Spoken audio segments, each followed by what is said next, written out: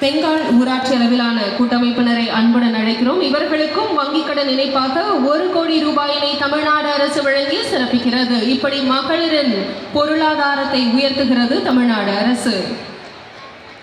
காட்பாடி தாரவாடு பகுதியை சேர்ந்த பிரியா அவர்களை அன்புடன் அழைக்கிறோம். இலவச வீட்டுமனை பட்டா வழங்கப்படுகிறது.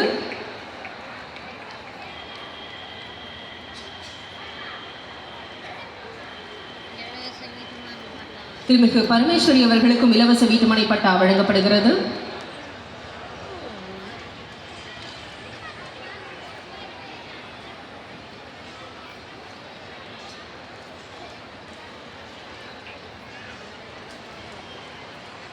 திரு செல்வம் அவர்களை அன்புடன் அழைக்கிறோம். இலவச வீட்டுமனை பட்டா வழங்கப்படுகிறது.